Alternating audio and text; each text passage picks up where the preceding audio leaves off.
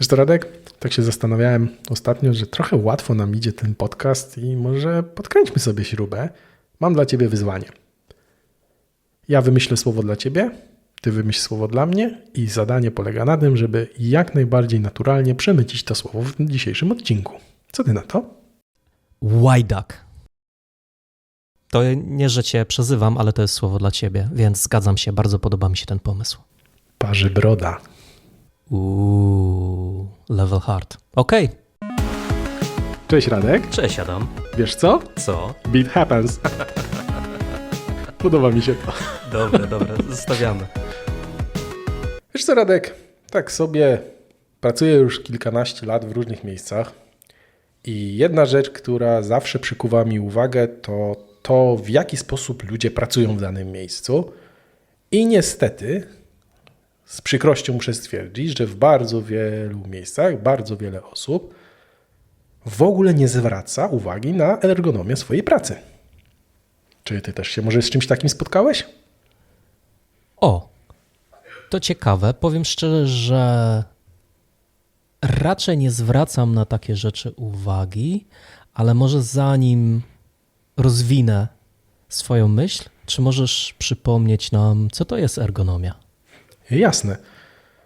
Ogólnie, tak najprościej mówiąc, ergonomia jest to taka nauka o optymalnym przystosowaniu czy stanowiska pracy, czy procesów, czy środowiska pracy do możliwości ludzi, do takich psychofizycznych możliwości i potrzeb człowieka. Dzięki temu możemy zadbać o zdrowie, o wygodę, o komfort i też o wydajność pracy. Co ty na to, gdybyśmy nagrali cały odcinek o ergonomii z naszego doświadczenia? Mówisz, masz. Zapraszamy.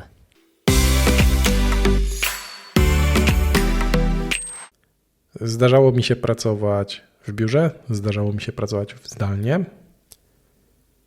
ale jak sobie przypomnę ten czas, który straciłem w korkach, żeby dojechać do biura, to osobiście jestem w tej chwili ogromnym przeciwnikiem pracy z biura. Uważam, że wszędzie, gdzie jest to możliwe, pracować należy zdalnie. Ale to jest moja prywatna opinia. A jak u ciebie?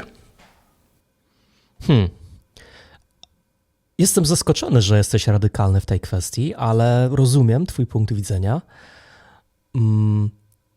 Ja jestem zwolennikiem pracy takiej, jaka ci odpowiada. I nawet jeżeli teraz jestem w stanie wykonywać swoją pracę zupełnie zdalnie, ponieważ pandemia, jak wszyscy wiemy, niejako zmusiła nas do zmiany pracy i udowodniliśmy jako pracownicy, jako firmy, że potrafimy sobie z tym wyzwaniem poradzić, to doceniam bonusy z home office'u. I bardzo lubię pracować z domu, ponieważ przez 4-5 lat swojej kariery stworzyłem sobie środowisko do pracy i nauczyłem się pracować z domu. Natomiast nie jestem przeciwnikiem dojazdów do biura, tylko muszą być spełnione dwa podstawowe elementy. Po pierwsze, muszę mieć powód i tym powodem może być mój zespół, który w całości pracuje w biurze, albo spotkanie z klientem, albo przyjazd kogoś, kto jest ważny dla firmy, właścicieli, CEO, CTO, szefa regionalnego oddziału i wtedy się spotykam z ludźmi, bo jest okazja i celebrujemy coś, albo właśnie mamy powód, żeby się spotkać, bo coś celebrujemy. To wtedy, jeżeli mam powód, to mogę pracować z biura i po drugie, bardzo ważne, to jak 2 koła u roweru, to muszę mieć środowisko do pracy. Czyli bez tych 2 elementów dojazdy do pracy są dla mnie bezsensowne, a jeżeli są te 2 elementy, nie mam nic przeciwko pracy z biura. Czy to coś zmienia w tym, jak ty myślisz o pracy, czy ty dalej jesteś zwolennikiem pracy z domu? Jak na dzień dzisiejszy nie wiem, czy jest coś, co zmienia moje podejście do pracy z biuro versus zdalne. Dalej jestem jak najbardziej za pracą zdalną, natomiast wiadomo, to nie możemy traktować tego tak bardzo radykalnie. Mam pewne takie wytyczne, które uważam, że są fajne do zastosowania żeby podjąć decyzję, czy mogę pracować zdalnie, czy raczej powinienem pracować z biura, albo czy nie mogę pracować w biurze, a powinienem pracować zdalnie. Nie czarujmy się. Do pracy jeździmy w konkretnym celu, żeby tam pracować. No i najczęściej pracodawca wymaga, żebyśmy w tej pracy byli chociaż trochę wydajni, żebyśmy dawali ten przyrost, dzięki któremu pracodawca zarobi na nasze wynagrodzenia. W związku z tym miejsce pracy powinno nam dawać możliwość wykonywania tej pracy w sposób A. wygodny, B. bezpieczny, C. efektywny. I teraz, jeżeli coś z tego nie jest spełnione, czy to w biurze, czy to zdalnie, to zaczyna się to robić problematyczne. Dlatego, jeżeli ktoś na przykład mieszka, nie wiem, w małym mieszkanku z 5 dzieci, nie ma miejsca, gdzie postawić nawet laptopa, a co dopiero jakieś więcej urządzeń, nie ma miejsca, gdzie mógłby mieć tą ciszę, spokój potrzebną do pracy, to raczej chyba lepiej jechać do biura. Ale z drugiej strony, jeżeli ktoś ma pracę wymagającą skupienia, uwagi i każe mu pracodawca siedzieć w wielkim open space ze setką innych osób, gdzie jest gwar, szum, ciężko się skupić, no to będzie nieefektywna praca. Dlatego wydaje mi się, że to zależy. Czyli jeżeli mamy odpowiednie warunki w domu i nasza praca nie wymaga obecności w biurze, bo nie wiem, nie korzystamy z jakichś specyficznych narzędzi, które są tylko tam gdzieś w biurze dostępne. Mamy to miejsce w domu takie, gdzie to jest faktycznie wydzielona przestrzeń do pracy, to ja jestem jak najbardziej za tym, żeby pracować zdalnie. Czas, który pracownik zaoszczędzi na dojazdach we w te i tak dalej, to jest tak naprawdę ogromny uzysk. Pomijam już koszty dojazdu typu bilety, paliwo czy co tam jest potrzebne, to też jest wbrew pozorom bardzo duży, nazwijmy to zastrzyk gotówki, kiedy raptem w miesiącu nie trzeba tam dojeżdżać. Dlatego z definicji jestem za pracą zdalną, jeśli będzie ona możliwa do wykonania w sposób taki niepogarszający jakości naszej pracy. I z drugiej strony jestem przeciwnikiem pracy w biurze, jeżeli ona miałaby pogarszać jakość pracy.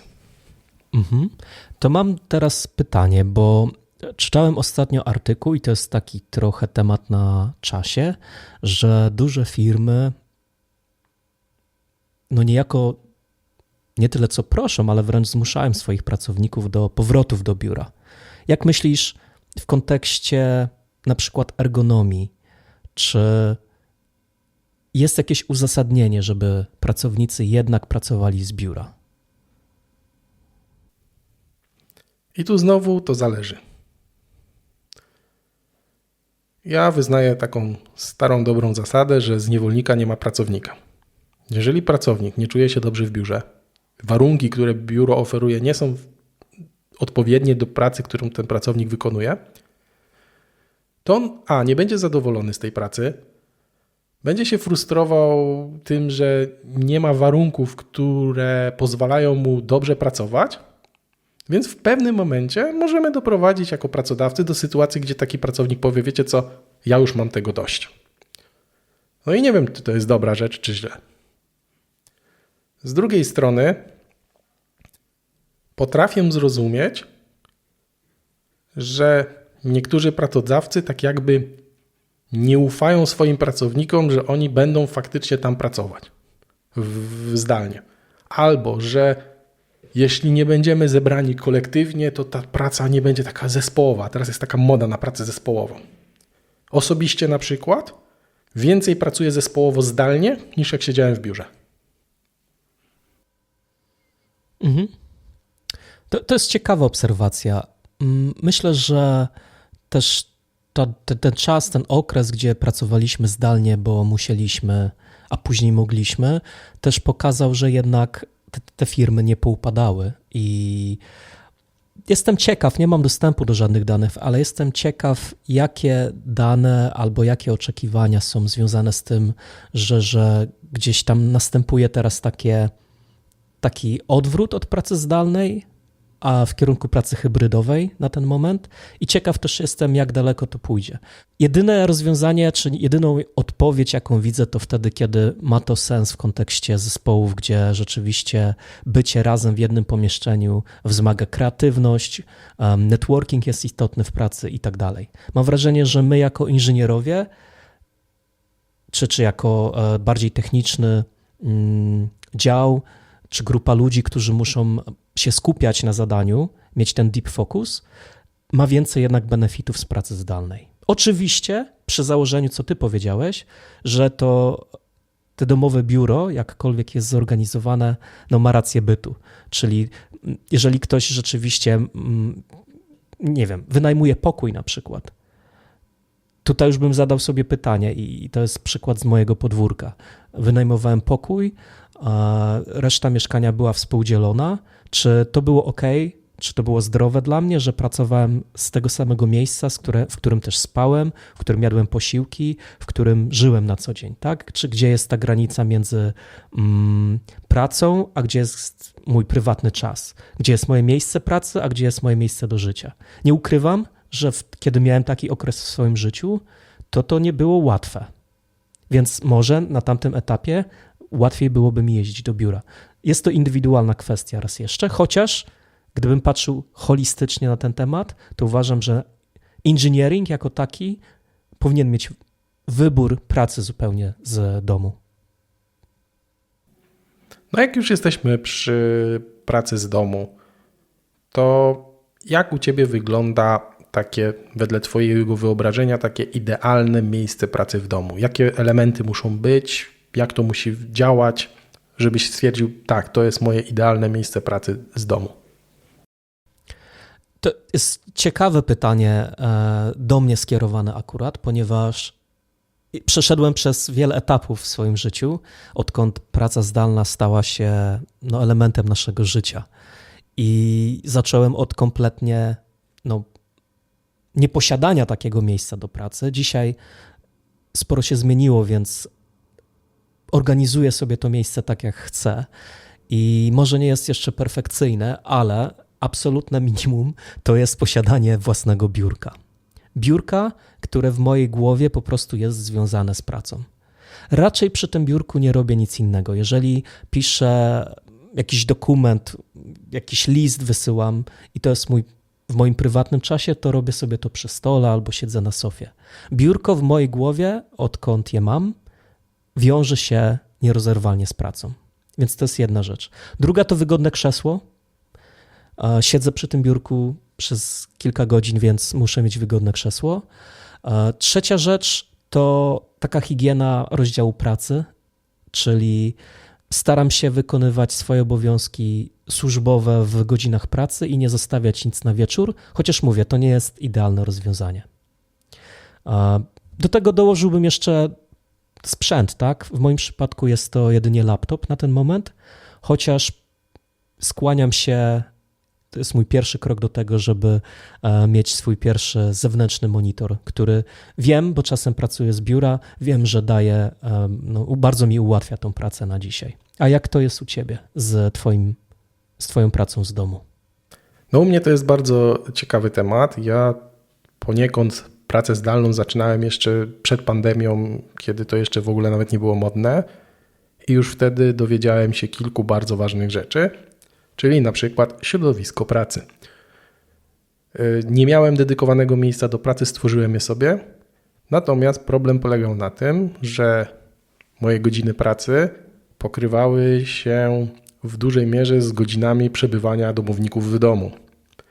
I jak sobie możesz wymyśleć, to małe dzieci i praca w tym samym czasie to jest coś, co u mnie nie zadziałało. To była mordęga po prostu. W związku z tym rozwiązałem problem w ten sposób, że mam dedykowany lokal do pracy, więc moja praca zdalna to jest tak naprawdę praca zdalna, nazwijmy to z dedykowanego miejsca, nazwijmy biuro. Tak, ale to jest tylko biuro, w którym jestem tylko ja, nikogo więcej tutaj nie ma. W związku z tym mam wydzielone stricte miejsce, w którym mogę pracować. Do tego wygodne biurko, tak zwane floating desk, czyli takie, które mogę sobie ustawić wysokość taką, jaką potrzebuję. Nigdy w życiu mnie nic bardziej nie denerwowało jak zbyt niskie biurka. Ja mam 1,86 m wzrostu, jestem dosyć postawny i teraz, jeżeli większość biurek jest robione na 80 parę centymetrów wysokości, tak, od podłogi do krawędzi blatu, to jest to dla mnie stanowczo za nisko. W związku z tym Flying Desk było pierwszym w życiu moim wyborem takim, że to jest to, co mi rozwiąże problem wygodnego pracowania. Drugi temat, wygodne krzesło. I tutaj porada dla wszystkich. Krzesła rzędu 300-400 zł kupowane z hipermarketów, czy nawet z salonów meblowych. Nie wiem jak wam, mi się nigdy nie sprawdziły. Kupowałem, bo na przykład nie miałem pieniędzy, żeby kupić jakieś inne. Natomiast to jest taki wydatek na zasadzie dzisiaj zaoszczędziłem parę złotych, jutro straciłem, bo musiałem kupić następne krzesło, bo było po prostu rozwalone. W tej chwili używać się staram krzeseł takich dedykowanych A do pracy biurowej, B do pracy ciągłej i z odpowiednim zapasem wagowym, tak żeby one były mocniejsze niż są faktycznie potrzebne. Dodatkowo takie krzesła zazwyczaj mają 5, 6, 7 lat gwarancji, więc znacznie wyższy zakup na początku zwraca się w ewentualnych awariach, bo po prostu ta gwarancja jest, a nie rok czasu i dziękujemy, do widzenia. Jeśli chodzi zaś o sprzęt, to jeszcze zanim w ogóle pracowałem zdalnie, taką zrobiliśmy sobie z kolegą kiedyś sesję, jakby to nazwać, brainstormingową. Nie wiem, czy jest polski odpowiednik. Taką burzę myśli. Burzę mózgów? Takiego. Tak, burzę mózgów. Że tak naprawdę takim optymum dla człowieka, który zajmuje się gdzieś tam programowaniem, to jest około 5 monitorów. Nie mam jeszcze 5, podkreślam jeszcze. Na razie pracuję na 3. Planuję dodatkowo zwiększyć tą liczbę monitorów taką do codziennej pracy. I to jest takie moje idealne biuro. Mam wrażenie, że stworzyłeś taką trzecią, nie chcę powiedzieć drogę, ale taką trzecie rozwiązanie w kwestii pracy, ponieważ poza pracą z biura i pracą zdalną stworzyłeś system pracy zdalnej z biura. czyli złamałeś system. Podoba mi się to. Tak. Plus jeszcze, to nie jest tajemnica, bywam w Szczecinie i jak pracuję wtedy ze Szczecina, to mam okazję pracować z twojego biura i wiem, że ilość monitorów w twoim wykonaniu to jest takie centrum dowodzenia. Więc zawsze podziwiam, tutaj nie wiem, czy to już wybrzmiało, ale ja jestem z obozu, pracuję z małego laptopa i tyle, a ty z kolei, Adam, jesteś bardziej tym sprzętem otoczony i ergonomia w twoim wykonaniu to słowo, które ma olbrzymią moc, ponieważ udowadniasz swoim życiem i swoją pracą, że rzeczywiście potrafisz tak sobie zorganizować miejsce pracy, że twoja praca przebiega płynnie i wspierasz siebie samego w tej pracy. Ja troszkę czasem działam przeciwko sobie, jak pracuję z kuchni albo z sofy, ale to już jest może inna historia.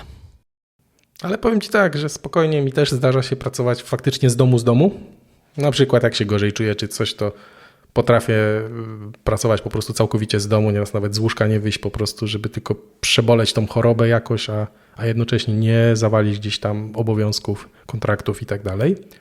A jeszcze jeśli chodzi o centrum dowodzenia światem, no to centrum dowodzenia światem faktycznie jest, ale to ze względu chociażby na nagrywany podcast, gdzie dodatkowe monitory są potrzebne. To prawda. Podcast też rozbudował twoje biuro, co cieszy oko i naszych słuchaczy, mam nadzieję.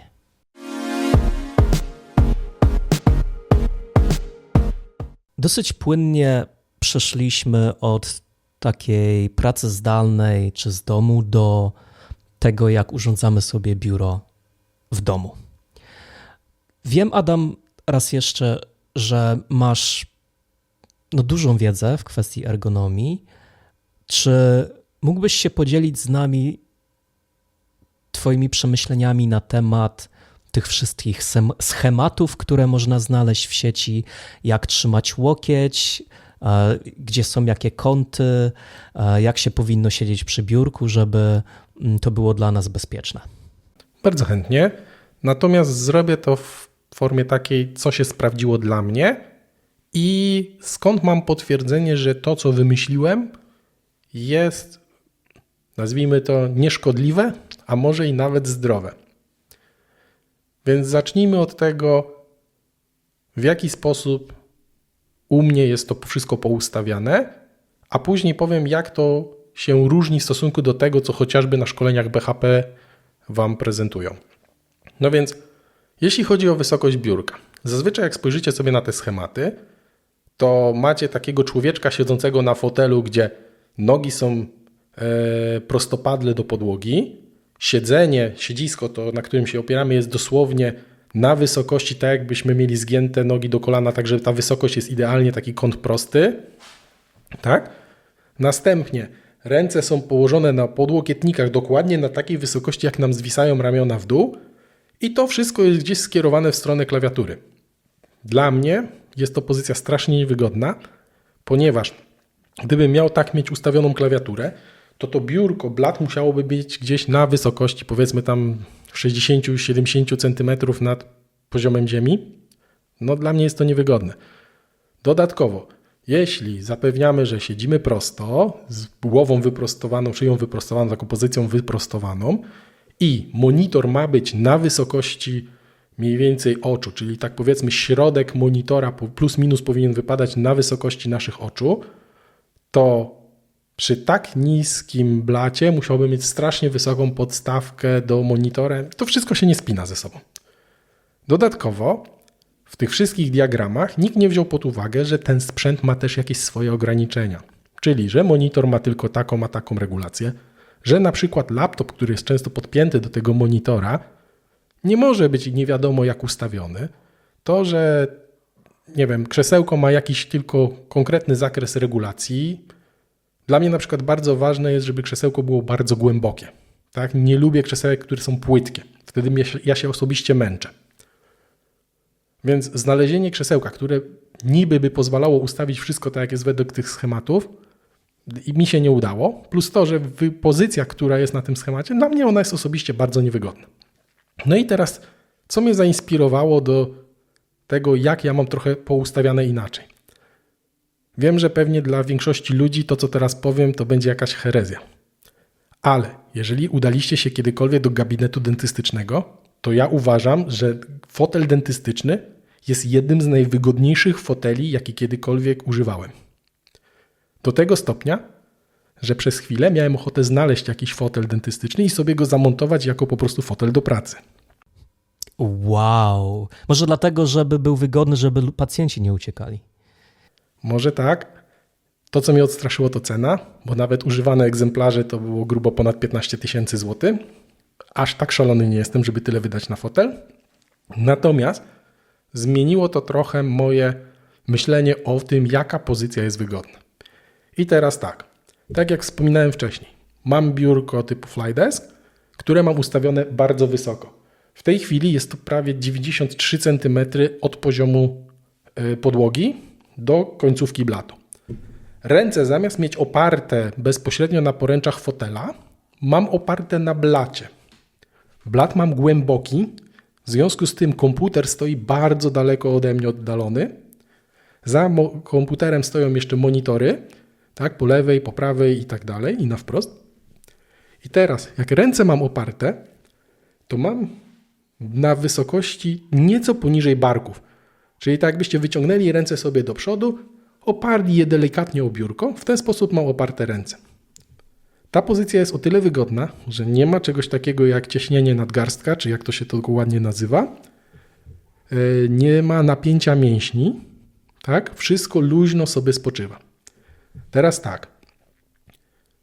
Sam fotel ten dentystyczny zazwyczaj jesteśmy pochyleni. W momencie, kiedy ja swoje krzesełko mam też je pochylone mocno do tyłu. Nie taka pozycja stricte pionowa, tylko taka bardziej odchylona do tyłu. Dlaczego? Dzięki temu, że całymi plecami sobie opieram się o oparcie, tak, moje plecy odpoczywają w tym momencie. Są podparte po całej długości. Przez to, że mam taką pozycję jakby lekko leżącą, głowę mam też jakby odchyloną bardziej do tyłu. W momencie, kiedy tą głowę mam bardziej odchyloną do tyłu, tak jakby prowadzi mi całą linię prostą z plecami i oczy patrzą troszkę do góry. W związku z tym, że całe biurko mam do góry podniesione, monitory też są relatywnie wysoko, więc jakbym tak normalnie usiadł, to mój wzrok jest tak mniej więcej na wysokości dolnej krawędzi monitora, ale przez to, że siedzę lekko pochylony, głowa sama przez się idzie troszeczkę do góry. I to mi pozwala na zajęcie właśnie wygodnej pozycji, gdzie właśnie wszystkie części ciała czuję, że mam dobrze podparte, nic mnie nie boli, nic nie drętwieje, mogę w ten sposób pracować wiele godzin, a dodatkowo jeśli chodzi o nogi, to tu jest dla mnie bardzo ważne, że krzesełko musi być na takiej wysokości, żeby mieć niepodkurczone nogi, tak? Czyli muszą ani nie luźno zwisać z góry, ani nie być zadarte kolana, że są kolana wyżej niż pupa, tylko idealnie tak w miarę na wprost. A przy moim wzroście nie jest to łatwe. To wszystko spowodowało, że to biurko musiało pójść do góry. No i dodatkowo, jak niektórzy używają podnóżków, tak, żeby sobie te nogi oprzeć tam, to ja mam normalne, zwykłe krzesło, na którym mogę sobie nogi wyprostować i wtedy siedzę sobie tak jakby prawie jak na takim fotelu dentystycznym. Jak się zmęczę w tej pozycji, to w nogi wracają z powrotem na podłogę. I to jest taki setup, który dla mnie się dobrze sprawdza. No i ostatnio miałem okazję chodzić na spotkania z fizjoterapeutą, z którym między innymi też dyskutowałem o prawidłowej pozycji pracy. I on mówi, że jak najbardziej to ma ręce i nogi to, co się u mnie dzieje. Mhm. Ciekawe. Myślę, że nie wiem, czy nasi słuchacze w trakcie, jak słuchają naszego podcastu, robili to, co ja. W momencie, jak Adam opowiadał o tym wszystkim, sprawdzałem, czy moje krzesełko też potrafi takie rzeczy robić, takie czary. Też potrafię się odchylić do tyłu, mogę mieć prosty kręgosłup, położyć głowę na główku, który mam, zagłówku raczej, który mam w krześle i tak naprawdę jest to dosyć wygodna, bardzo wygodna pozycja. Faktycznie to działa. Nie mam takich możliwości z biurkiem u siebie, żeby podnieść się do góry i rzeczywiście w takiej pozycji pracować, ale na pewno, Adam, zainspirowałeś mnie do testów. Ja może tylko dodam od siebie w tej kwestii, to co powiedziałeś na koniec dla mnie ma też bardzo duże znaczenie, to jest te schematy, one są bardzo statyczne. Według mnie one są dla manekinów, nie dla ludzi. I ważniejsze od tych wszystkich kątów i ustawień jest wygoda i słuchanie swojego ciała i zmiana tej pozycji. Czyli mój dzień zwykle wygląda tak, że pracując przy biurku spędzam trochę czasu przy nim, ale moje krzesło jest dosyć elastyczne. Myślę, że gdybym miał biurko podnoszone, byłoby jeszcze łatwiej ten efekt uzyskać. Natomiast jestem wielkim zwolennikiem zmiany pozycji. Dlatego, że nasze ciała są elastyczne, są dynamiczne i te takie skostnienie wydaje mi się, że nie jest dobre, ale to jest tylko moja opinia. Nie znalazłem żadnego podparcia w badaniach, szukałem, nie znalazłem. Nawet to biurko stojące, tak? Był swego czasu trend na biurka stojące i wtedy ludzie zaczęli po prostu tylko używać tych biurek w takiej stojącej postaci. Uważam, że one są świetne, ale dalej jestem zwolennikiem ruchu. Zwłaszcza, że tego ruchu nie mamy, dlatego każda zmiana pozycji niejako jest dobra dla naszego zdrowia i moim zdaniem dobra dla naszej pracy też, tej ergonomii, o której dzisiaj opowiadamy. To jeszcze na koniec może dodam takie jedną rzecz. Jak mówiłeś o swoim krzesełku, że je testowałeś, to takie pytanie. Czy jak odchylasz oparcie do tyłu, to czy twoje siedzisko zostaje w tej samej pozycji, czyli jest na płasko, czy też się odchyla razem z oparciem? Też się odchyla razem z oparciem. No właśnie. To jest coś, czego ja na przykład nie lubię, bo automatycznie jak odchylasz się w takiej pozycji do tyłu, to zaczyna ci uciskać tam przed kolanami. Tam mamy jakieś żyły, z tego co pamiętam, których ucisk powoduje, że właśnie nogi szybciej potrafią drętwieć. Dlatego ważne jest, żeby znaleźć sobie też takie krzesełko, które przy odchylaniu do tyłu zachowuje płaską, to siedzisko zachowuje się na płasko. Nie pamiętam, ten mechanizm chyba się nazywa tilt, że właśnie tylko się odchyla oparcie, a siedzisko zostaje. Czasami to jest tak, że to siedzisko się trochę odsuwa jeszcze, ale dalej w tej samej płaszczyźnie i większość tych porządnych foteli ma możliwość zablokowania tego, czyli można działać albo tak, że się całość odchyla, albo że tylko się oparcie odchyla. To warto na to zwrócić uwagę, jeżeli komuś to przeszkadza. Długo szukałem krzesełka, które właśnie nie miałoby tego mechanizmu, tak żeby mógł właśnie mieć tylko odchylić oparcie bez siedziska. Co do jeszcze innych rzeczy związanych z siedzeniem, to znajomy używał kiedyś klęcznika i bardzo sobie polecał. O, też fajny pomysł. Jeszcze nawiążę do tego, co powiedziałeś o odchylaniu się, bo jeszcze raz przetestowałem. Odchyla się, ale nie tak jak oparcie, czyli oparcie mi się odchyla o 30 stopni, o 20 stopni, a siedzisko się podnosi leciutko, no nie wiem, o 2-3 stopnie. Więc widzę ruch, ale to nie jest ten sam ruch, co oparcie, więc nie wiem, czy to ma znaczenie. To tylko kwestia, jak ktoś odbiera. Ja na przykład po prostu nie lubię. Lubię, jak jest siedzisko tak, jak było i tylko mi się odchyla oparcie. Ale to mówię, to jest preferencja, to nie jest jakiś, nie wiem, standard, czy must have, czy coś. Myślę, że to, co jeszcze powiedziałeś na koniec, jest bardzo ciekawe, że jest właśnie, też testowałem różnego rodzaju siedzenie przy podłodze. Są ludzie, którzy preferują siedzenie ze skrzyżowanymi nogami, z wyprostowanymi nogami, zupełnie na podłodze. Ja w wolnym czasie gdzieś staram się praktykować jogę i wiem, jak rozciąganie, jak siedzenie na podłodze, jak właśnie ta dynamika ciała, jak ona wpływa pozytywnie na nasze zdrowie, na nasze samopoczucie. I siedzenie tak sztywno przez 8 godzin, raz, że jest niemożliwe, a dwa, wydaje mi się, że niedobre dla naszych organizmów, więc sądzę, że to jest duża część tego tematu, który dzisiaj poruszamy, właśnie to, jak siedzimy, żeby nie zrobić sobie problemów tu i teraz, ale też na przyszłość.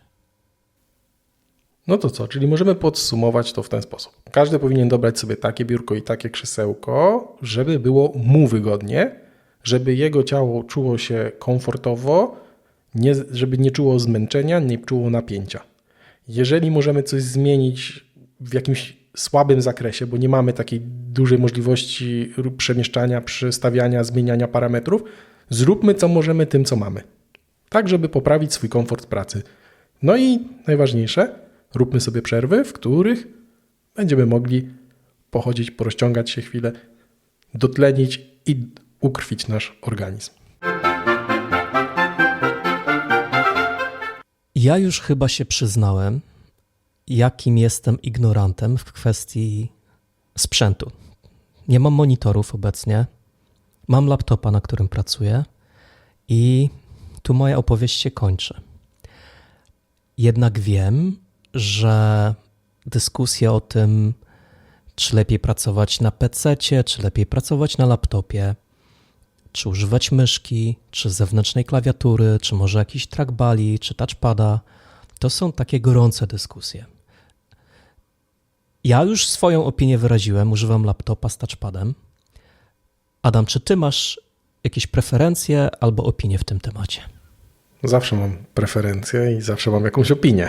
Nie zawsze taką, jakby ktoś inny chciał mieć. No ale to może tak, jeśli chodzi laptop czy PC. Wiele lat temu, 10 i więcej, z 15 lat temu przesiadłem się na laptopa i tak na dobrą sprawę nie widzę sensu posiadania komputera typu PC, który jest duży, nieporęczny, czy nawet jak są te mini PC i tak dalej. No to jest coś, co jest stacjonarne, jest przywiązane do miejsca. Ja cenię sobie to, że właśnie pracując zdalnie mogę pracować z każdego miejsca, w którym w danej chwili jestem. I nie wiem, jak jadę na przykład do teściowej na tydzień czy na 2, mogę sobie stamtąd pracować, nie muszę brać wolnego. Chcę pojechać sobie w góry, biorę ze sobą laptopa, w każdej chwili mogę popracować, mogę poodpoczywać. Czyli mam ten taki work-life balance trochę zapewniony przez to, że nie jestem uwiązany do miejsca poprzez sprzęt. Okej, może przez jakiś czas będzie mi się gorzej pracowało bez całego wyposażenia dodatkowego typu monitory i tak dalej, natomiast bardzo cenię sobie tą mobilność. Dodatkowo przez długi czas pracowałem bardzo tak z ludźmi blisko mobilnie, robiłem różne serwisy komputerowe, pracowałem też w innych miejscach, gdzie byłem mobilny. I tak się przyzwyczaiłem do tej mobilności, że tak jak mówię, nie wyobrażam sobie pracy na PC-cie. PC tak naprawdę dla mnie nie zapewnia nic ponad to, co robi to laptop. Ja nie gram, nie robię jakichś rzeczy, które wymagają nie wiadomo jakiej mocy obliczeniowej. Na dobrą sprawę wszystko, co potrzebuję w zupełności MacBook mi zapewnia w pełni mocy i jeszcze nawet trochę zapasu. Więc to jeśli chodzi laptop czy PC. Taka ciekawostka. Kiedyś rozglądałem się za jakąś pracą i odrzuciłem ofertę ze względu na to, że nie proponowali laptopa, tylko stacjonarny PC w biurze i dodatkowo w tym biurze mieli serwery, które po prostu były tak głośne, że jeżeli miałbym tam pracować, to bym chyba zwariował. To faktycznie ciekawe, bo dochodzimy do punktu, gdzie jest wręcz nadmiar sprzętu i przykład sprzętu, który przeszkadza wręcz w pracy, tak? Czyli jeżeli gdzieś blisko są serwery. Jestem tutaj z tobą w pełni, jeżeli chodzi o wybór między PC-tem a laptopem. Tak powiedziałem bardzo szybko, że korzystam z laptopa bez wyjaśnienia, natomiast też sobie cenię to, że mogę pracować z każdego miejsca i nie jestem uwiązany do jednego punktu. Mało tego, naprawdę to lata temu używałem PC-ta ostatni raz i zapomniałem już, jak to jest tak naprawdę pracować z PC-ta. Chyba jedynie, gdzie widziałbym sens w posiadaniu PC-ta, to są gry, ponieważ można tak go rozbudować, że rzeczywiście ta gra jest dużo przyjemniejsza i wizualnie atrakcyjniejsza. Natomiast do pracy to już nierozerwalnie zostaje laptop i nie widzę innego rozwiązania. Natomiast czy masz doświadczenia z tymi wszystkimi gadżetami, które są dostępne do laptopa? Czyli mamy myszki pionowe, trackbale, touchpady, bo ja jestem raz jeszcze ignorantem w tych kwestiach. Mam doświadczenia. Może tak. Bardzo długi czas żyłem na Windowsach. Jakieś 5 lat temu przesiadłem się na Maca i troszeczkę też się zmieniło sposób, w jaki pracuję.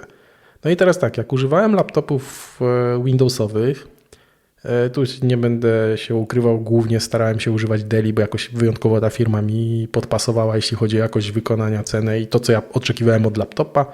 Szczególnie te serie biznesowe, to było coś, co lubiłem. Bardzo mi się podobało to, że one w standardzie mogły mieć modem 3G wbudowany w siebie i nie musiałem się martwić, że nie mam gdzieś internetu, jak mi był potrzebny i tak dalej. Natomiast tak długo jak pracowałem na Windowsie, zawsze miałem myszkę. Jeżeli gdzieś wyruszałem w drogę, zawsze ta myszka była w torbie i pracowałem z myszką. Nie byłem w stanie pracować na touchpadzie, było to dla mnie coś okropnego. Okej, w awaryjnych sytuacjach nie było tak, że o Jezus, muszę wyjąć myszkę. Nie, używałem tego touchpada awaryjnie. Natomiast nie sprawiał mi on żadnej przyjemności, walczyłem z nim. Nie wiem, moje palce, chyba już w którymś odcinku kiedyś wspominałem, moje palce mają jakiś problem z tymi wszystkimi dotykowymi rzeczami. Zazwyczaj nie działają, nie wiem, muszę je zwilżyć czy coś, żeby zaczęły działać. Natomiast od momentu, kiedy przesiadłem się na sprzęt od firmy Apple, ten touchpad, który tam jest, w zupełności mi się sprawdza. Do tego stopnia, że w tej chwili nie używam żadnej myszki, tylko i wyłącznie gładzik, touchpad, jak to się nazywa. W zupełności mi wystarcza. I jego rozdzielczość jest taka, że jest ok i czułość jest taka, że moje palce zawsze łapią, jestem zadowolony. Natomiast w historii używania myszek testowałem różne myszki i jeśli ktoś jest w teamie myszka, to polecam myszki pionowe. Odkąd kupiłem sobie myszkę pionową, skończyły się wszelkie problemy z nadgarstkami. Po prostu jak ręką odjął, ręka była zrelaksowana, niezmęczona, nie napięta, nadgarstki nie bolały. Polecam gorąco wszystkim myszki pionowe. To jeśli chodzi o gadżety, takie typu myszka, klawiatura. Jeśli chodzi o klawiatury. Jak pracowałem na Windowsie, to do stacji dokującej zawsze była podpięta zewnętrzna klawiatura i zewnętrzna myszka, także laptop po prostu wchodził w stację dokującą i gotowe. W tej chwili korzystam z wbudowanej klawiatury w laptopa. Przyzwyczaiłem się i jest ok. To bardzo, bardzo interesujące, co powiedziałeś. Ja sam kiedyś byłem w teamie myszka, ale nie miałem okazji przetestować pionowej myszki. Myślę, że fajnie, że powstały jakieś alternatywy. Sam ostatnio czytałem o klawiaturze, która nie polega na tym, że masz tą klawiaturę QWERTY, tylko masz sekwencję klawiszy, które uderzasz i w zależności od tego, jak je uderzasz, to takie słowo powstaje. Więc jest to bardzo wydajna klawiatura, jeżeli chcesz pisać szybko. Natomiast problem z nią jest taki, że inwestycja czasu, no, ona polega na nauczeniu się, żeby z niej skorzystać. Wymagane jest pewnego rodzaju szkolenie i inwestycja czasu jest bardzo duża, żeby przejść z takiej zwykłej klawiatury. Nie mówiąc już o tym, że akurat na Macu też używam Maca i też używam touchpada.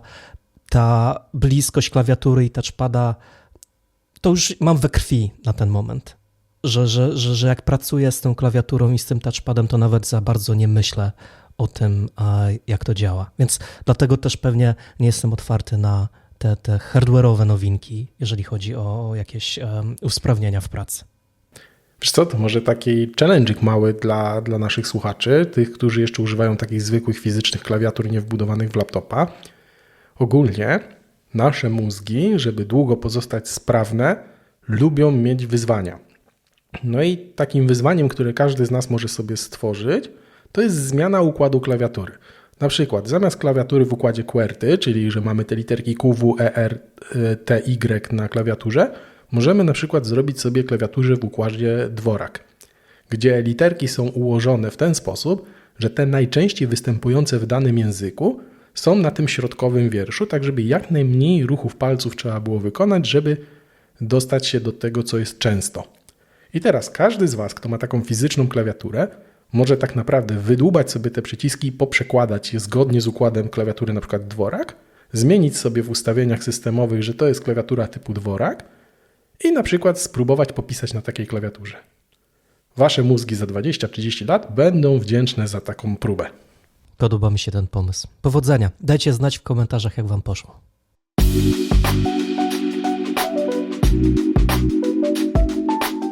No dobra, Radek, pogadaliśmy sobie o tym, skąd warto pracować, czy z biura, czy zdalnie. Pogadaliśmy sobie, jak wygląda sprzęt, na którym warto pracować. No i chyba czas poruszyć tą odwieczną wojnę, czyli Windows, Linux czy Mac. Jak to jest u Ciebie? Bardzo dobre pytanie. I jestem człowiekiem, który przeszedł przez te wszystkie systemy, a nawet więcej, bo zacząłem od Amigi i Workbencha. Natomiast skupmy się może rzeczywiście na tym, co jest dzisiaj dostępne i mamy Linuxa, mamy Windowsa, mamy Maca jako te najpopularniejsze opcje. Pożegnałem się z Windowsem na etapie Windowsa Visty, więc przegapiłem te wszystkie piki popularności, kiedy to chyba 7, tak, 10 były bardzo popularne, nie wiem nawet co jest teraz obecnie. I co, mam sentyment do systemu, ale nie mam sentymentu do używania go, reinstalacji, kiedy się coś psuło, instalowania sterowników. Później miałem okres, kiedy pracowałem więcej na Linuxie. Wymagała moja praca wówczas ode mnie tego, żeby mieć łatwy dostęp do powłoki, do łączenia się z serwerami. Jednak Linux miał pewną przewagę nad Windowsem i owszem, mam sentyment do tego systemu, natomiast nie tęsknię za nim, ponieważ nie wiem, jak jest obecnie, natomiast w czasach, kiedy ja korzystałem z Ubuntu, to mimo wszystko, że był to ten najbardziej user-friendly system, tak oceniany przez wielu, to dalej dostarczył mi wielu trudności i challenge takich, z których nie byłem zadowolony, jak problemy ze sterownikami, jak coś, co nagle przestawało działać po jakiejś aktualizacji i jako desktopowe rozwiązanie, no i miałem sporo takich uwag, nie mówiąc już o tym, że nie każda aplikacja, która jest łatwo dostępna na Windowsa czy na Maca, była dostępna na Linuxa. Ale to było 10 lat temu może, kiedy przesiadłem się na Maca I akurat ten laptop jeszcze po małej rewolucji z procesorami M kompletnie jest dostosowany do moich potrzeb w kwestii pracy programisty. Jest tam wszystko, czego potrzebuję. Edytor tekstu, możliwość połączenia się z serwerami. Wszystko działa szybko. Nie mam problemów z tym, żeby coś nie działało po aktualizacji. Jest to dla mnie krytyczne, ponieważ jeżeli jestem w ciągu dnia albo zaczynam dzień pracy, widzę, że system musi się zaktualizować, planuję sobie tą aktualizację na popołudnie, chciałbym mieć wolne popołudnie i na drugi dzień móc pracować, a pamiętam, że z Linuxem czasem było inaczej. Więc na dziś jestem w teamie macOS i na dziś też nie widzę za bardzo możliwości migracji w żadną ze stron. Czy ty masz podobnie? To może ja odpowiem tak troszeczkę standardowo, czyli to zależy. Tak naprawdę czy Windows, czy Linux, czy Mac to zależy od tego, co robimy. Są miejsca, są takie gałęzie, w których po prostu nie da się ani na Linuxie, ani na Macu. Chociażby programowanie niskopoziomowe sterowników, z tego co kojarzę, mało jest rzeczy pod Linuxa, mało jest rzeczy pod Maca, więc jeżeli ktoś się takimi rzeczami zajmuje, to chcąc, nie chcąc będzie trochę skazany na Windowsa. Z drugiej strony, jeżeli ktoś często pracuje z serwerami, często gdzieś tam tematy około Linuxowe musi zbierać, no to prawdopodobnie chcąc, nie chcąc zostanie na Macu. Moja osobista teoria jest taka, że ona trochę ewoluowała z czasem, ponieważ pierwotnie ja zacząłem z komputerami mieć przygody jeszcze za czasów DOS-a. Następnie był Windows 9.5, później 9.8, 2000, XP, 7, nawet chwilowo zahaczyłem o 10. Takie wtrącenie może, jeśli dobrze pamiętam, 25 października kończy się wsparcie dla Windowsa 10, więc kto jeszcze na nim siedzi, to czas najwyższy zaktualizować się do 11, tak żeby dalej mieć te wszystkie łatki bezpieczeństwa i tak dalej. I tu koniec wtrącenia. No więc swego czasu pracowałem głównie na Windowsach, natomiast za każdym razem, kiedy potrzebna była mi maszyna serwerowa, tam bezapelacyjnie wchodził Linux. I bardzo długo głosiłem teorię, że Windows jest najlepszy na workstacje, a Linux na serwery. I nawet będąc częścią takiej organizacji, która się nazywała SZLUG, czyli Szczecińska Grupa Użytkowników Linuxa i Unixa, i tak uważałem, że Linux jest świetny, ale tylko na serwerach i na workstacjach się nie da. I próbowałem z różnymi dystrybucjami, bo i próbowałem Fedorę, i Debiana, i Ubuntu. Niestety na desktopa nie zażarły, jak to się mówi. Zawsze czegoś brakowało, to był problem właśnie ze sterownikami, z tym, z tamtym. Nie było takiej prostoty i łatwości użycia jak z Windowsem, że po prostu instalowałem, dogrywałem sterowniki, które producent sprzętu dostarczał i problem z głowy. Na Linuxie trzeba było sobie wymyślić, wyszukać, wynaleźć jak to zainstalować, jak zmusić, żeby zadziałało, jak to wszystko ze sobą pogodzić i tak dalej. Od momentu, kiedy przesiadłem się na Maca, to tak naprawdę i ta część z Linuxa, i ta część z Windowsa, w ogóle sterowniki nie wiem, nie znam, nie słyszałem. Laptopa na dobrą sprawę wyjmujemy z pudełka, klikamy kilka rzeczy typu wybierz język, wybierz to, wybierz tamto. Działa, nie dotykam, nie ruszam, wszystko pięknie chodzi. I to jest taki user experience, który mi się pod tym względem podoba. Więc w tej chwili, w zależności co robimy, ja bym proponował albo Windows, albo Mac. Przy czym każdy z tych systemów ma jakieś swoje wady i zalety. Jeśli ktoś jest bliżej jakichś takich technicznych zawodów, właśnie typu programista, typu jakiś administrator, coś związane takie bardziej z IT, to myślę, że raczej powinien pójść w stronę Maca. Tak samo, jeśli ktoś jest mocno w obróbkę grafiki, wideo i tego typu rzeczy, również raczej myślę, że pod kątem Maca. Jeśli chodzi o pracę biurową, tutaj tak naprawdę czy Mac, czy Windows nie będzie robiło dużej różnicy. Obawiam się tylko, że więcej jakiegoś takiego specjalistycznego oprogramowania może być na Windowsa niż na Maca. Szczególnie tu jeszcze w Polsce nie jest ten system jakoś taki wybitnie popularny, tak jak już chociażby w Stanach Mac jest bardziej popularny niż Windows chyba, jeśli się nie mylę. Jeśli chodzi za to o moją przesiadkę na Maca, to tutaj taka ciekawostka. Ja bardzo zwracam uwagę na optymalizację swojego środowiska w kontekście takiego łatwego używania tego środowiska.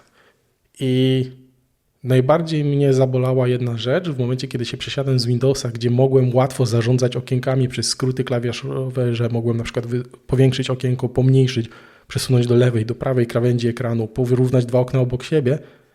To jest coś, czego jak się przesiadłem na Macu nie było i myślałem, że to taki naprawdę prawdziwy łajdak musiał to wymyślić, żeby takie ważne skróty wyrzucić z tego systemu i to mnie bardzo zabolało. Natomiast dobra informacja taka, że od którejś wersji, chyba od 2 wersji systemu, może nie ze skrótami klawiszowymi, albo jeszcze ich nie rozpracowałem, można przynajmniej już te okna jako tako normalnie zarządzać, więc ta przepaść między Windowsem a Maciem, która wcześniej mnie denerwowała, coraz jest mniejsza.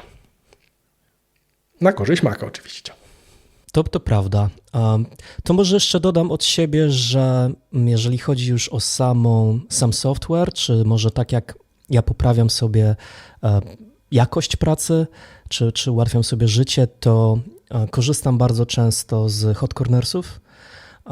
Polega to na tym, że przesuwam kursor w stronę rogu ekranu i wtedy dzieje się jakaś akcja. I 3 akcje, które mam, z których często korzystam, to jeden róg wylogowuje mnie, włącza mi wygaszacz ekranu, czyli po prostu robię taki gest ręką i odchodzę od laptopa. Przesuwam w prawy górny róg kursor. 2 kolejne hot cornery, które bardzo często używam. Jeden to jest hot corner, który pokazuje mi wszystkie okna aplikacji, które w danej chwili są otwarte, czyli jeżeli mam 3 okienka przeglądarki, bo robię 3 różne rzeczy, jakoś powiązane ze sobą i chcę się przełączyć między nimi, ale mam tam mnóstwo innych aplikacji otwartych, to jeżeli przesunę w górny lewy róg ekranu, to widzę tylko te 3 okienka, więc łatwo mi jest wybrać tam, gdzie chcę przejść. No i lewy dolny róg ekranu to pokazuje wszystkie swoje otwarte okienka. To najczęściej wtedy, kiedy nie mam ich dużo otwartych, chcę się szybko przełączyć między aplikacjami, zamiast używać Command Tab, po prostu bardziej wizualnie widzę, gdzie chcę przejść. Jest to wygodniejsze. Tak się nauczyłem. Plus może z takich jeszcze porad, tipów jest takie narzędzie, które nazywa się Clippy. Generalnie idea jest taka, aby kiedy kopiujemy i wklejamy coś między programami na przykład, albo z jednego miejsca w Wordzie w inne miejsce w Wordzie i mamy tych operacji więcej, kopiuj, wklej, albo kopiujemy i wklejamy różne rzeczy, to czasem jest tak, że minutę temu coś skopiowaliśmy i musimy to skopiować jeszcze raz. I żeby ułatwić sobie życie w takich scenariuszach, Clippy przychodzi z pomocą. To jest taki menadżer schowka, który polega na tym, że on zapamiętuje x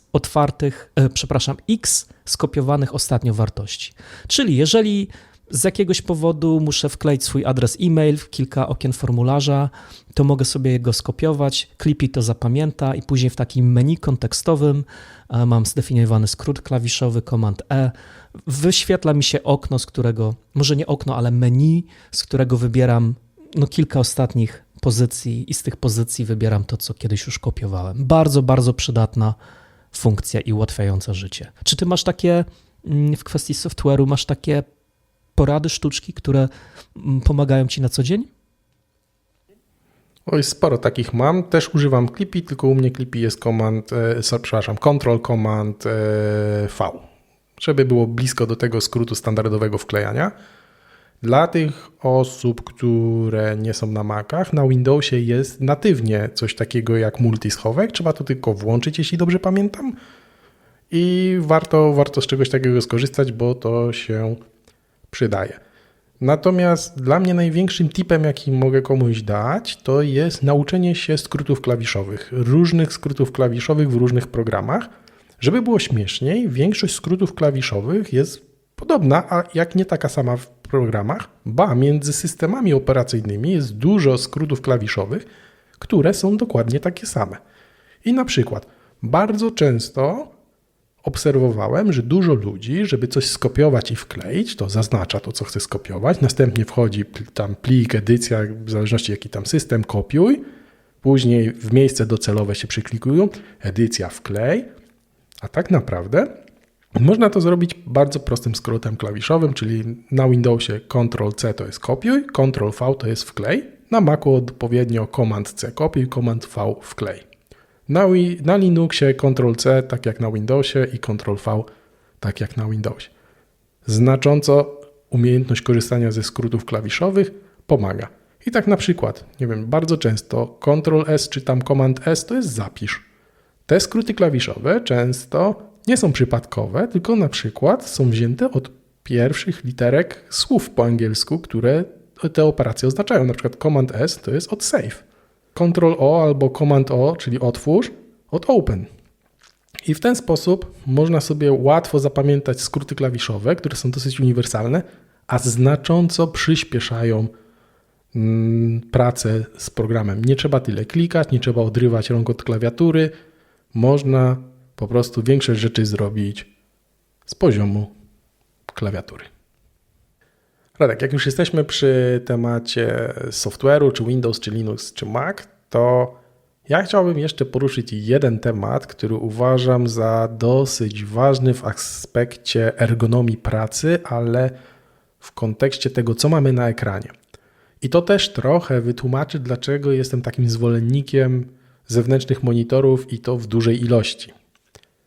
Mianowicie chodzi mi o układ okien, o wirtualne pulpity i tak dalej. Osobiście uważam, że najbardziej wydajnie pracujemy wtedy, kiedy cały kontekst naszej pracy mamy na wierzchu. Nie musimy się przełączać, nie musimy, nie wiem, przeskakiwać między okienkami. Wszystko, co jest nam w danej chwili potrzebne w pracy, mamy na wierzchu, mamy widoczne. To jest trochę tak, jakbyś pracował normalnie na zwykłej kartce papieru. Łatwiej robić na przykład notatki, jeżeli źródło, z którego robisz te notatki, masz obok, tak? Nie wiem, powiedzmy jakąś książkę i sobie teraz robisz notatkę z tej książki.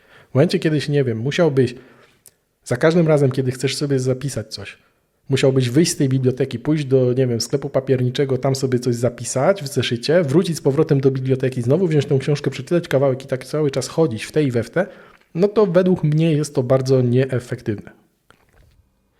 Myślę, że możemy nawet uprościć ten przykład. Wyobraź sobie, że robisz notatkę i kartkę, na której robisz notatkę, kładziesz na książkę, z której robisz tę notatkę, tak? I za każdym razem zakrywasz sobie coś, z czego korzystać, żeby tą notatkę zrobić. Dużo łatwiej jest, wiemy jak działają biurka, położyć książkę obok, masz zeszyt i po prostu sobie notujesz, tak? Więc twoja analogia z wieloma monitorami to jest de facto odwzorowanie tego, jak działamy w świecie rzeczywistym, z biurkiem. Mamy kilka książek, kilka notatek i sobie organizujemy naszą pracę na biurku. Tak samo ty organizujesz swoją pracę w postaci wielu monitorów. Dokładnie i do tego właśnie chciałem nawiązać, że to wynika właśnie z tego, że lubię mieć duży kontekst tego, co robię. Może tak, żeby dla tych osób, które nie są związane z programowaniem. Programowanie to nie jest tak, że mamy, nie wiem, jeden plik, który jest otwarty i wszystko w jednym miejscu piszemy. Zazwyczaj oprogramowanie jest podzielone na różne mniejsze pliczki, każdy z tych pliczków jest za coś odpowiedzialny i jak się coś programuje, to zazwyczaj kilka miejsc naraz musi ze sobą współgrać, tak? Czyli potrzebujemy mieć otwarte, nie wiem, kilka plików, gdzie różne elementy naszego oprogramowania rozmieszczamy w różnych miejscach. I teraz, gdybym miał pracować na jednym ekranie, to jest to znacznie utrudnione. Dodatkowo, tak jak wspominałem już wcześniej, jestem zwolennikiem pracy na laptopie. Laptop, żeby był wygodnym laptopem, nie może być znowuż zbyt duży, bo gdyby, nie wiem, laptop miał 30 parę cali, to ciężko byłoby go ze sobą nosić. Dlatego powiedzmy, laptop dla mnie na przykład optymalny to jest taki w okolicach 14 cali, ale uwzględniam to, że ja zawsze pracuję przy zewnętrznych monitorach, w związku z tym to, że jest tam 14-calowy monitor, niespecjalnie mi przeszkadza, a wbrew pozorom jest nawet zaletą. No ale jak sobie poradzić w sytuacji, w której nie mamy dostępu do zewnętrznego monitora? Tutaj przychodzą z pomocą rzeczy takie jak wirtualne pulpity, czyli tak jakbyśmy sobie wyobrazili, że mamy podstawowy ten pulpit, ale w każdej chwili możemy zmienić sobie na dowolnie inny pulpit, na którym mamy inny zestaw rzeczy, które są otwarte. I tak na przykład możemy mieć na jednym wirtualnym pulpicie otworzoną przeglądarkę, na drugim wirtualnym pulpicie możemy mieć na przykład konsolę otwartą, a na trzecim na przykład aplikację do kodowania, jakieś nasze IDE. I w ten sposób Zamiast przełączać się między okienkami, możemy prostym gestem przełączać się pomiędzy pulpitami, gdzie to okno zajmuje cały obszar, jaki mamy na monitorze. Jest nam łatwiej dzięki temu pracować. A jak u Ciebie to wygląda? Ja już zdradziłem swoją ignorancję w tym temacie. Aktualnie pracuję tylko z jednym ekranem w postaci mojego laptopa, ekranu laptopa.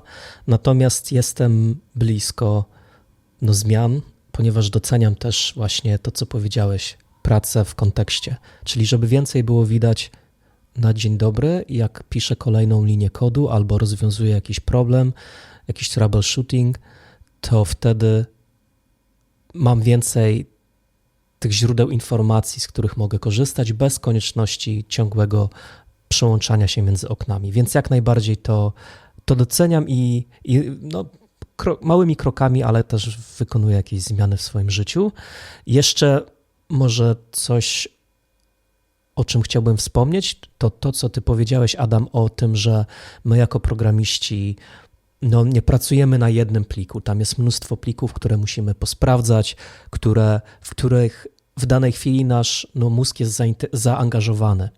To dla tych, którzy być może nie mieli okazji, gorąco zapraszam do odsłuchania odcinka sierpniowego naszego podcastu, w którym między innymi to zagadnienie wytłumaczyliśmy w temacie jawności intencji w kodzie, jak właśnie wiele plików mają różne role i dlaczego my pracujemy na wielu plikach. To tylko taki może jeszcze wtręt na koniec tego bloku tematycznego.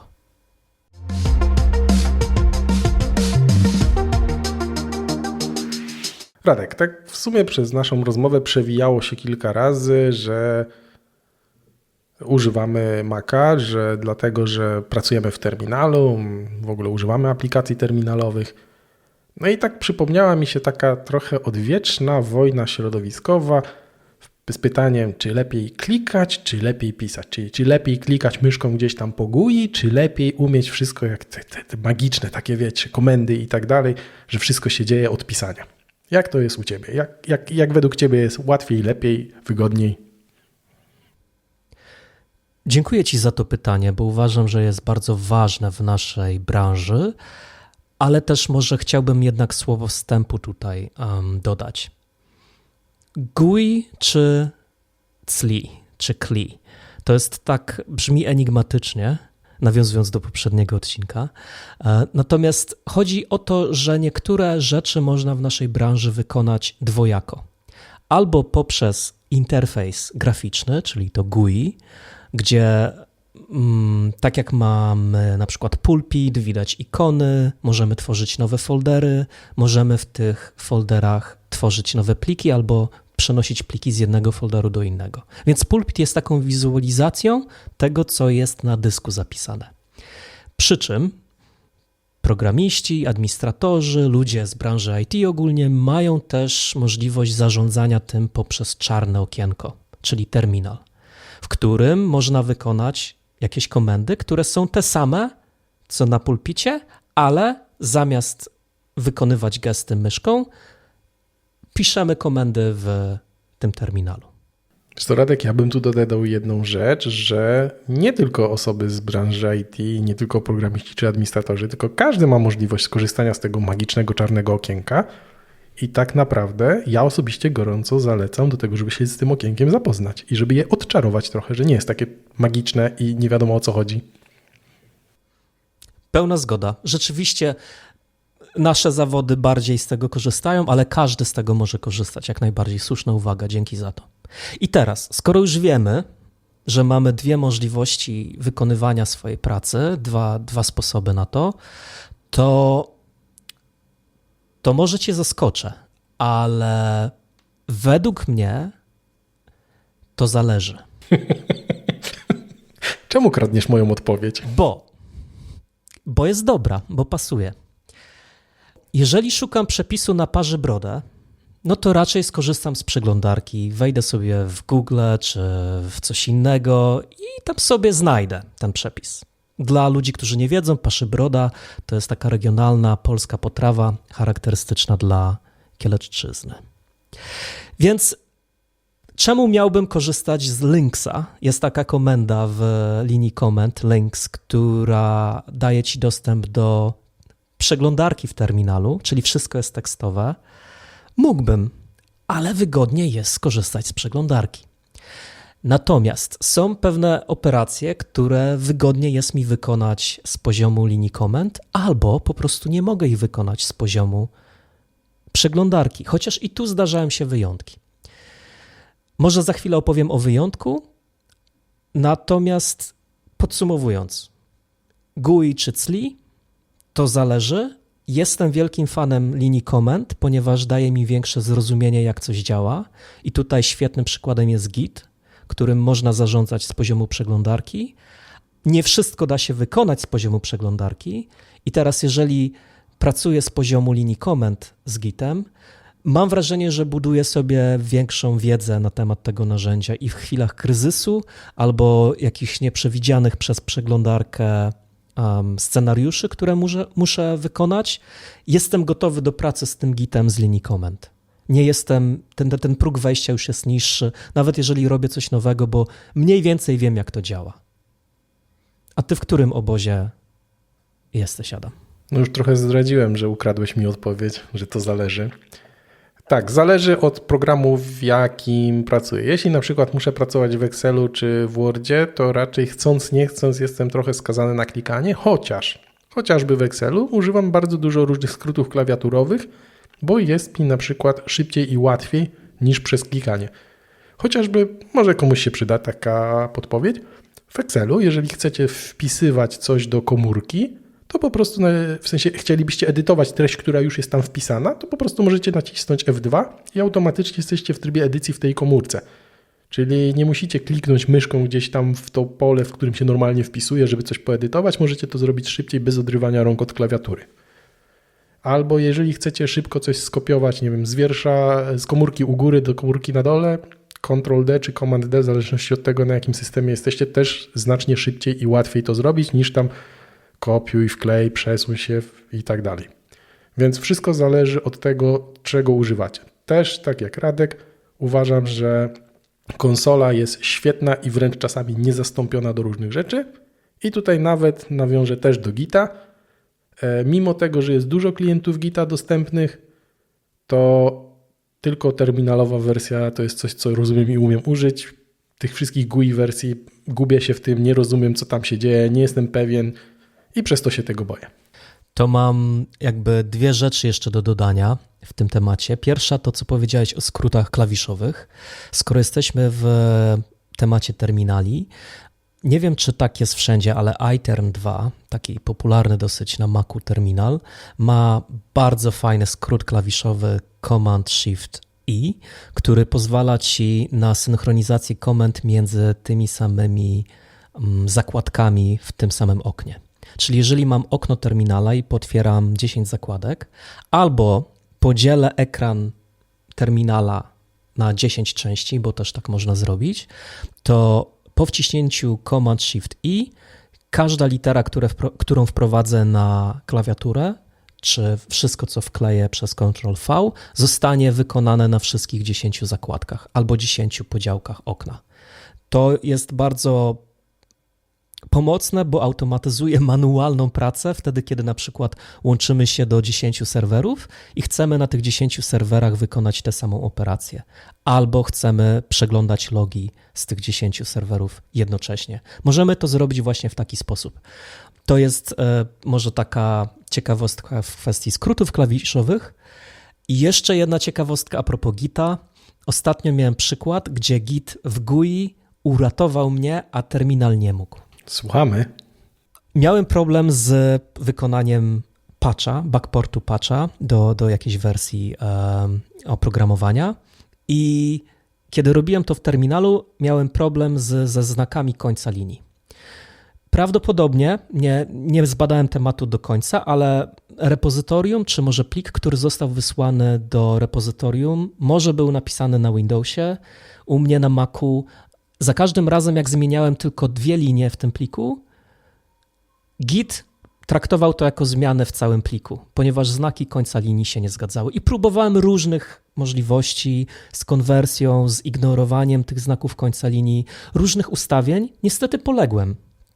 Spędziłem, 10 minut na to, żeby znaleźć rozwiązanie na ten problem, przy czym zmiana, którą robiłem, była tak trywialna, że 10 minut poświęcone na tą zmianę to już był zmarnowany czas. Więc tutaj pomogło mi GUI.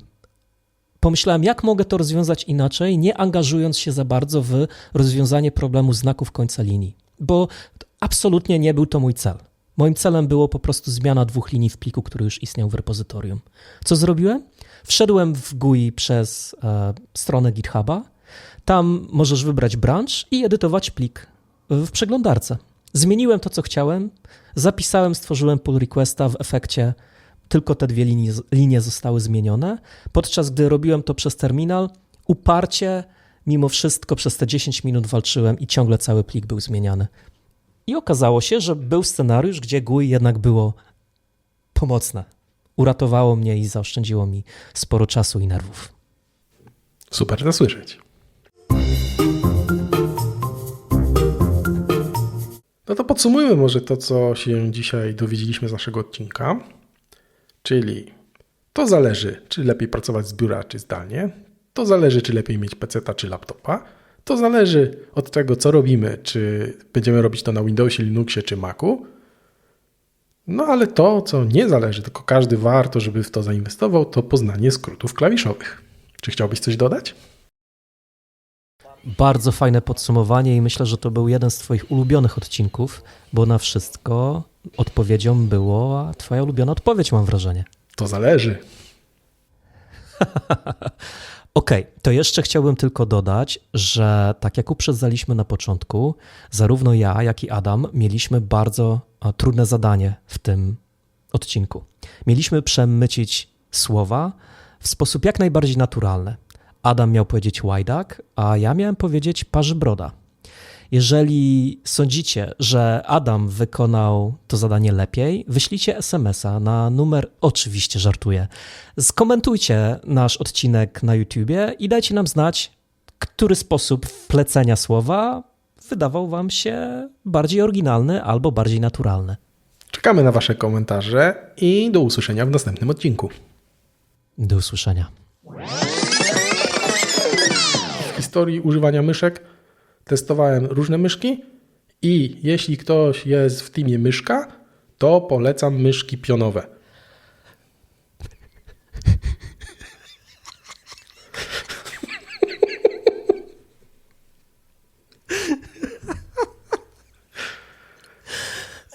Myszka.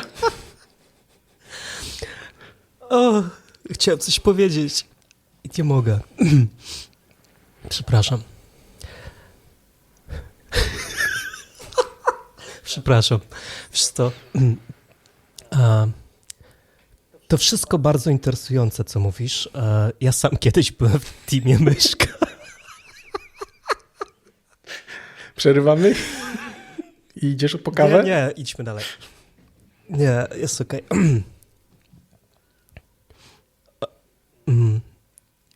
To bardzo, bardzo interesujące, co powiedziałeś. Ja sam kiedyś byłem w teamie myszka.